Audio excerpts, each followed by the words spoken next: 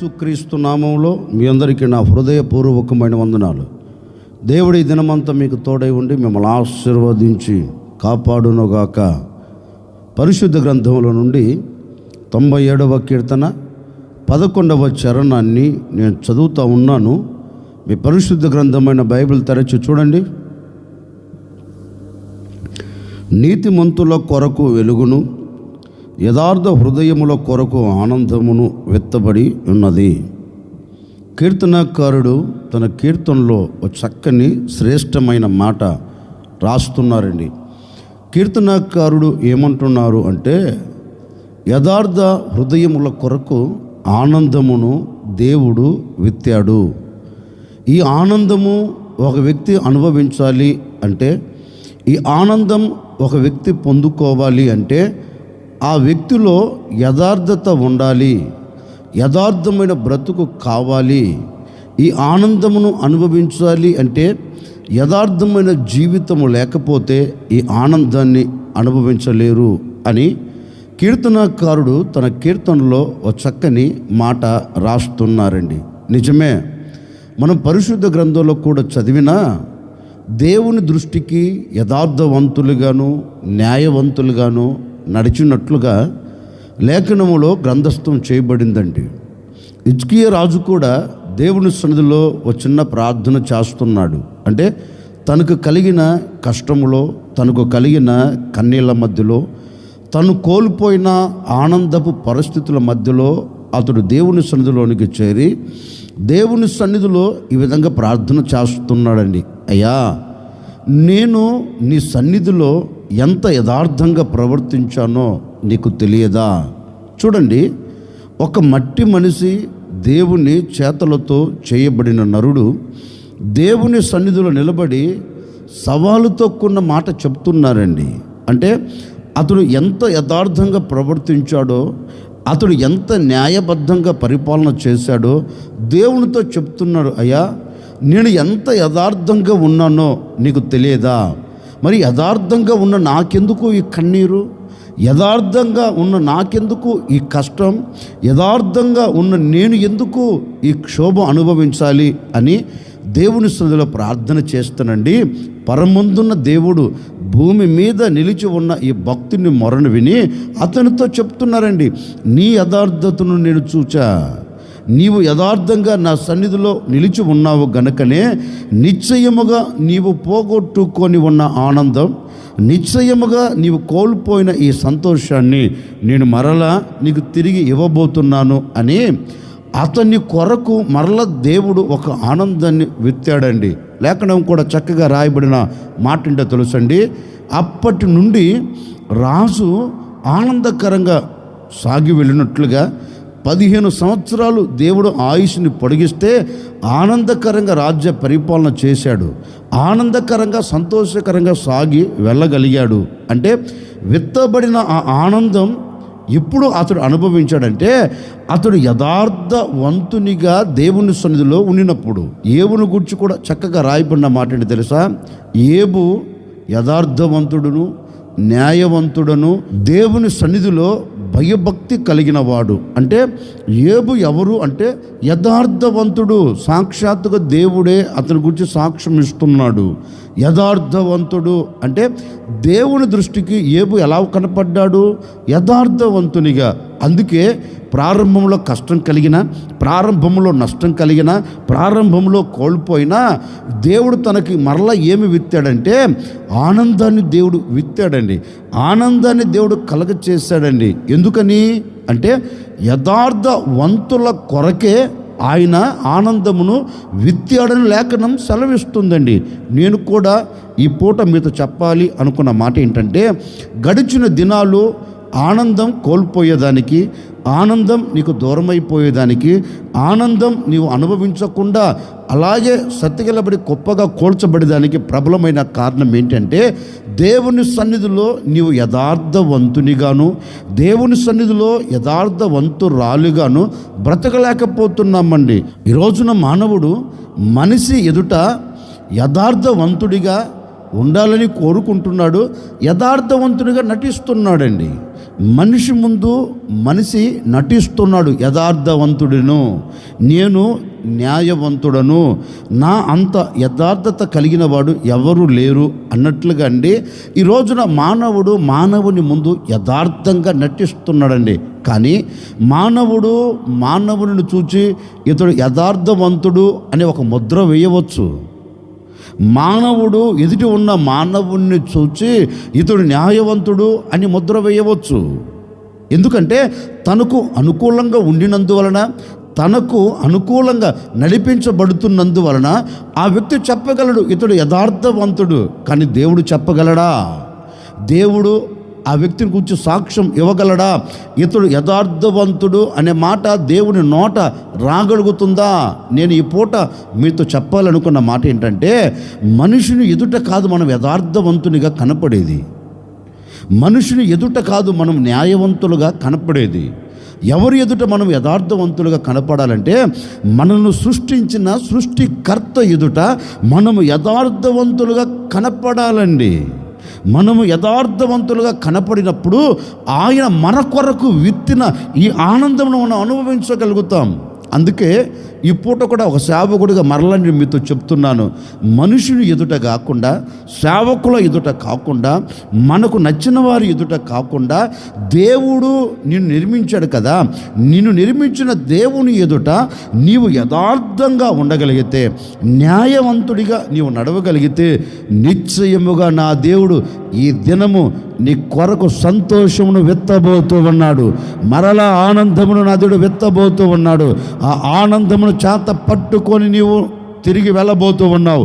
ఆ ఆనందాన్ని నీవు అనుభవించి సాగి వెళ్ళబోతూ ఉన్నావు. ఈ దినమంతా నీ కొరకు విత్తబడిన ఈ ఆనందమును నీవు అనుభవించదవుగాక. ఇది అనుభవించాలి అంటే నీవు యథార్థవంతునిగా, నీవు యథార్థవంతురాలుగా దేవుని దృష్టికి నీవు కనపడితే విత్తబడిన ఈ ఆనందం నీ హృదయములో ఏలుబడి చేస్తుందండి. ఆ ఆనందం నీ హృదయంలో అడుగు పెడితే నీవు అద్భుతం చూడగలుగుతావు, ఆశ్చర్యమైన కార్యమును చూడగలుగుతావు, ఆనందకరంగా సాగి వెళ్ళగలుగుతావు. ఏ ఇబ్బందులు, ఏ ఇక్కట్లు, ఏ ఆటుపోటులు, ఏ అవంతరాలు నీ ఎదుట నిలబడకుండా వాటన్నిటిని నీవు దాటుకొని సంతోషకరంగా సాగి వెళ్ళగలుగుతావండి. నేను మనసారా కోరుకుంటున్నాను, మిమ్మల్ని ఆశీర్వదిస్తున్నాను. ఈనాటి వరకు లేని యథార్థత ఈ ఉదయకాల సమయంలో దేవుని పాదాలు పట్టుకొని అడగగలిగితే, ఈ ఉదయకాల సమయంలో దేవుని పాదాలు పట్టుకొని నువ్వు కన్నీరు కార్చగలిగితే, అయ్యా ఇప్పటి వరకు యథార్థవంతుడిగా నేను బ్రతకలేకపోయాను, ఇప్పటి వరకు యథార్థవంతురాలుగా నేను జీవించలేకపోయాను, నా హృదయములో మలినం, నా హృదయములో కుళ్ళు, నా హృదయములో కుతంత్రాలు, నా హృదయములో అసూయ, యథార్థవంతుడిగా ఉండవలసిన నేను యథార్థవంతుడిగా లేకుండా ఇవన్నీ పెట్టుకొని నేను బ్రతుకుతూ అడుగులు వేస్తూ నేను కూడా భక్తి కలిగిన మార్గంలో నడిపించబడుతున్నానని ఎదుటి వ్యక్తులు ఎదుట నటిస్తూ వస్తున్నానయ్యా. కానీ ఎదుటి వ్యక్తిని ఒప్పించగలనేమో, ఎదుటి వ్యక్తిని మెప్పించగలనేమో అయ్యా, నిన్ను ఒప్పించలేనయ్యా. అందుకే ఈ ఉదయకాల సమయంలో మనసారా నీ పాదాలు పట్టుకొని నేను అడుగుతున్నాను, యథార్థవంతంగా నేను నడిపించబడుతాను, యథార్థవంతంగా నేను సాగి వెళ్ళగలుగుతాను అని కోరుకుంటునండి. ఎప్పుడు నీవు చూడని ఆనందం, ఎప్పుడు నీవు చూడని సంతోషం, ఎప్పుడు నీవు చూడని అనుభవాలు నా దేవుడు ఈ దినమును నీవు చూచేటట్లుగా, ఈ దినమును నీవు అనుభవించేటట్లుగా ఆయన అద్భుతమైన కార్యమును నీ కొరకు నా దేవుడు కలగ చేయబోతూ ఉన్నాడు. నీ కొరకు నా దేవుడు వెత్తబోతూ ఉన్నాడు. నీవు అనుభవించబోతూ ఉన్నావు. ఇట్టి ఆనందం నీవు పొందుకొని ఈ దినమంతా నీవు సాగి వెళ్ళుదువుగాక. అందుకే కీర్తనకారుడు అంటారు, నీతిమంతుల కొరకు వెలుగును, యథార్థవంతుల కొరకు ఆనందము విత్తబడి ఉన్నది. అంటే ఈ ఆనందం ఎవరు పొందుకోగలుగుతారు అంటే లేఖనం అంటుంది, యథార్థ హృదయము కలిగిన వాడు. నీవు కూడా యథార్థ హృదయం కలిగిన వ్యక్తివైతే ఈ ఆనందమును కూడా నీవు అనుభవించబోతూ ఉన్నావు. యథార్థ హృదయముల కొరకు ఆనందం విత్తబడి ఉన్నది అని లేఖనాల్లో చక్కగా రాయబడింది కదా. మరి యథార్థవంతుల కొరకు విత్తబడిన ఈ ఆనందం మనకు ఎప్పుడు కలుగుతుంది? పరిశుద్ధ గ్రంథముల నుండి ఓ మాట ఈ పూట మనం ధ్యానం చేసుకుందాం.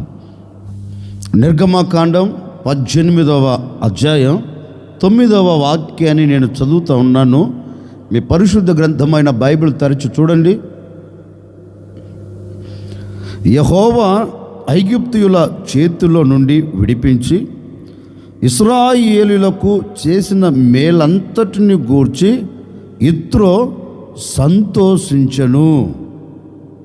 ఎప్పుడు ఒక వ్యక్తికి ఆనందం కలుగుతుంది అంటే లేఖనం చెప్పకనే చెబుతుందండి.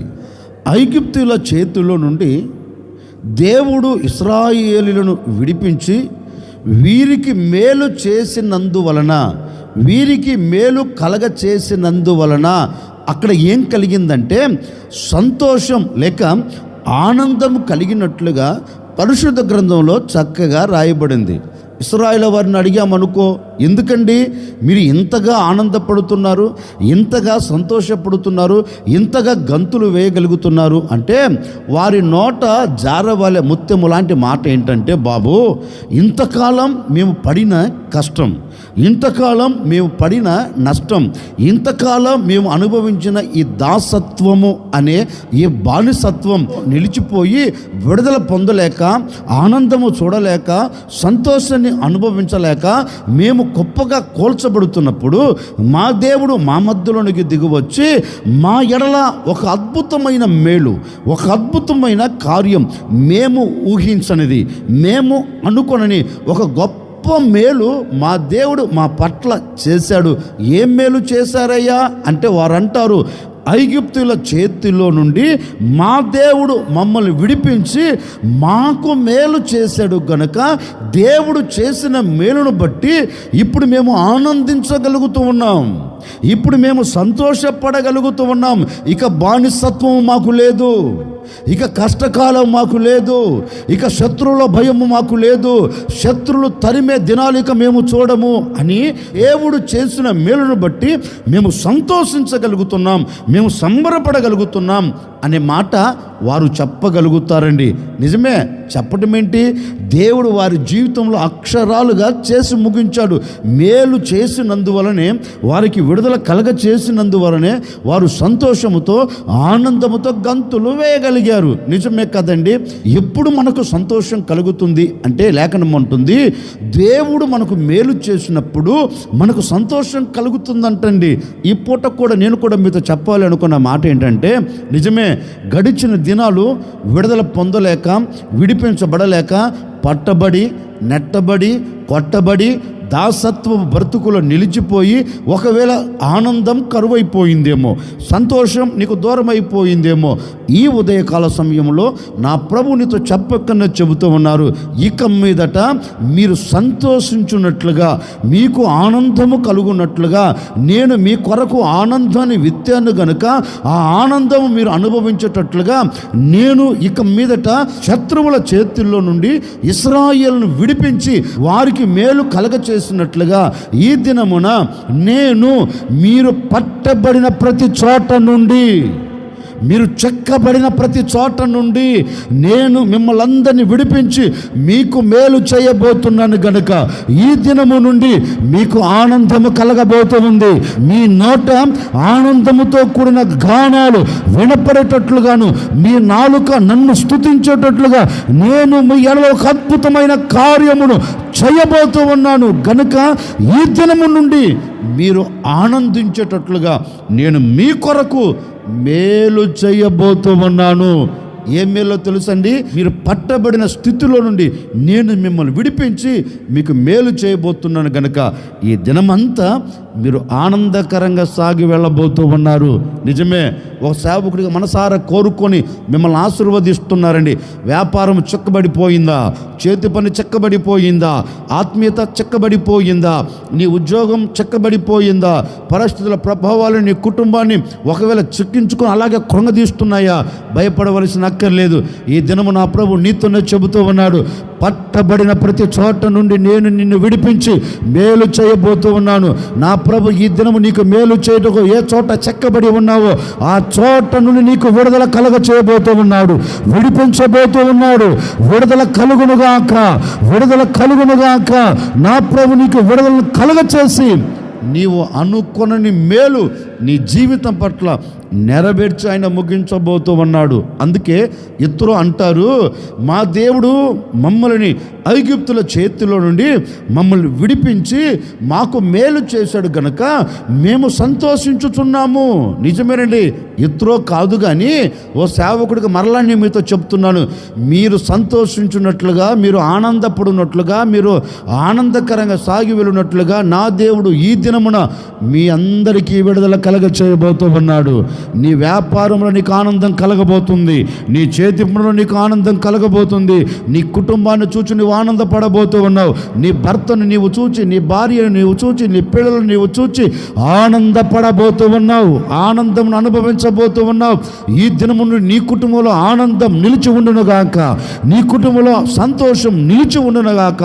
నీ బ్రతుకు దినములన్నిట ఆనందమును చూచుచు నీవు సాగి వెళ్ళుదువుగాక.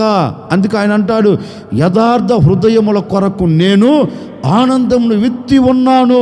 ఈ ఆనందం నీవు అనుభవించేటట్లుగా నేను నీకు మేలు చేయబోతున్నా. ఈ ఆనందం నీవు అనుభవించేటట్లుగా నేను నిన్ను విడిపించబోతూ ఉన్నా. ఈ ఆనందం నీవు అనుభవించి సాగి వెళ్ళినట్లుగా నేను నీ ఎడల ఒక అద్భుతమైన కార్యం జరిగించబోతున్నా.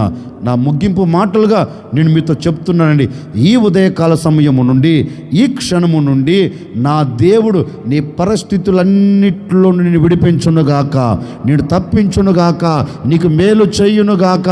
దేవుడు చేసిన మేలును బట్టి నీవు ఆనందించదవుగాక, నీవు ఆనందంతో గంతులు వేయుదువుగాక, నీకు ఆనందమే కలుగునుగాక, నీకు సంతోషమే కలుగునుగాక. నీవు నీ పిల్లలు, నీవు నీ కుటుంబం ఆనందముతో సాగి వెళ్ళుదురుగాక. తల వంచన ఒక చిన్న ప్రార్థన. ఆశ్చర్యకరుడా మీకు స్తోత్రాలు చెల్లిస్తూ ఉన్నాము తండ్రి. యథార్థ హృదయముల కొరకు ఆనందమును విత్తావు అని మీ లేఖనాలు సెలవిచ్చినట్లుగా మేము యథార్థంగా బ్రతకగలిగితే నీ ఆనందమును మేము పొందుకోగలుగుతామని, ఈ ఆనందం మాకు ఎప్పుడు కలుగుతుంది అంటే నీవు మా పట్ల చేసిన మేలును బట్టి మాకు ఆనందం కలుగుతుంది అన్నట్లుగా నాయనా నిజమే. ఆనాడు ఇశ్రాయేల్ ప్రజల పట్ల విడిపించి మేలు చేశారు, అందుకే వారు ఆనందంతో గంతులు వేయగలిగారు. ఈ ప్రజలు కూడా ఈ ఉదయకాల సమయంలో పట్టబడిన ప్రతి చోట నుంచి విడుదల కలుగునుగాక, విడుదల పొందెదరుగాక, విడుదల పొంది మీ మేలును అనుభవించేటట్లుగా ఒక అద్భుతమైన కార్యం జరిగించండి. ఈ ప్రజలను విడిపించి ఈ ప్రజలకు మీరు మేలు చేయండి. మీరు మేలు చేసిన దాన్ని బట్టి ఈ దినమంతా ఆనందించుదురుగాక, ఈ దినమంతా సంతోషించుదురుగాక, ఈ దినమంతా ఉత్సహించుదురుగాక. అలాంటి కార్యం ఈ ప్రజల పట్ల మీరు జరిగించి సాక్షిగా నిలుపుకోమని యేసు నామములో అడిగి వేడుకొనుచున్నాము తండ్రి, ఆమెన్. ఈ దినమంతా నా దేవుడు మీకు తోడై ఉండి మిమ్మల్ని విడిపించి మీ కొరకు విత్తబడిన ఈ ఆనందమును మీ హృదయములో ప్రభు వచ్చేంత వరకు స్థిరపరిచి ఆనందముతోనే మిమ్మల్ని సాగ నంపునుగాక.